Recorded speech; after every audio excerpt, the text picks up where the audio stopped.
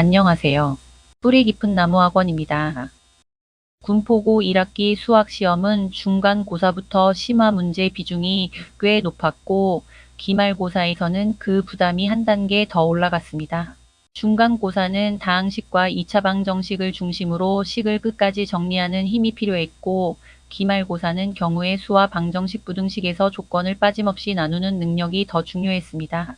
특히 두 시험 모두 후반부에서 단순 계산보다 여러 단계의 추론을 요구하는 문제가 많았습니다.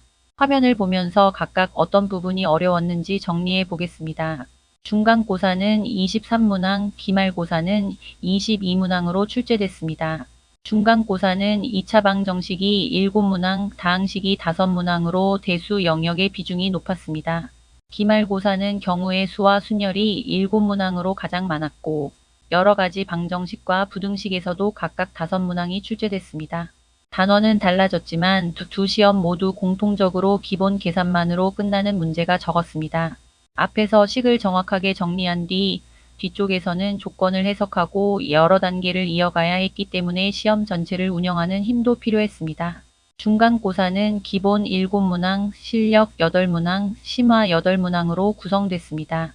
심화 문항이 전체의 3분의 1을 넘었기 때문에 중간고사부터 결코 가벼운 시험은 아니었습니다.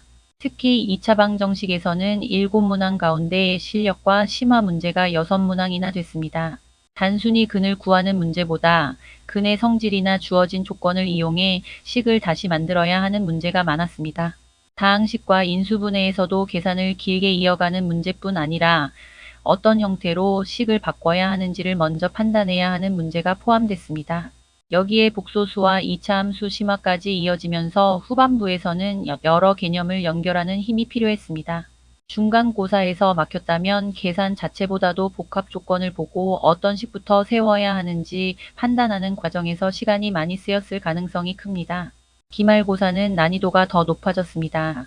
기본 문제는 6문항으로 줄었고 심화 문항은 9문항까지 늘었습니다. 특히 경우의 수와 순열이 7문항으로 가장 큰 비중을 차지했습니다.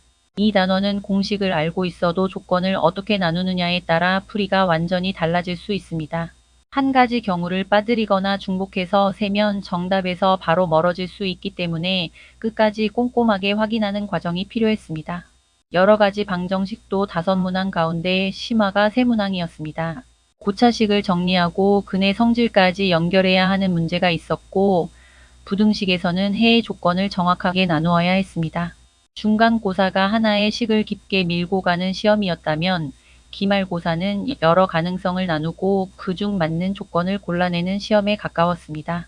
그래서 계산 속도만 빠른 학생보다는 조건을 정리하는 습관이 잘 잡힌 학생에게 조금 더 유리했을 가능성이 있습니다. 다음 시험을 준비할 때는 다단계 추론 문제를 충분히 다뤄보는 것이 좋습니다. 특히 2차 방정식이나 복소수처럼 식의 관계를 만들어야 하는 문제는 풀이를 외우기보다 조건을 보고 처음 식을 어떻게 세울지 스스로 고민하는 연습이 필요합니다. 경우의 수와 부등식은 가능한 상황과 범위를 직접 나누어 적어보는 습관을 만들어야 합니다. 그리고 논술형까지 생각한다면 답만 맞히는 연습으로는 부족합니다. 왜 이 경우를 나눴는지, 어떤 조건에서 이 식이 나오는지를 순서대로 설명할 수 있어야 합니다. 학교 기출 수준에 맞춰 심화 문제 풀이량을 늘리되 한 문제를 빨리 푸는 것보다 풀이 과정을 끝까지 논리적으로 이어가는 연습을 함께 해보세요. 실전에서는 정해진 시간 안에 한 세트를 풀어보면서 후반부 심화 문항에 들어갈 시간이 충분히 남는지도 점검하는 것이 좋습니다. 이번 1학기 시험 치르느라 모두 고생 많으셨습니다. 다음 시험에서는 계산의 정확성뿐 아니라 복잡한 조건을 스스로 정리하고 논리적으로 끝까지 밀고 가는 힘까지 함께 준비해 보시기 바랍니다. 이상 뿌리 깊은 나무학원이었습니다. 감사합니다.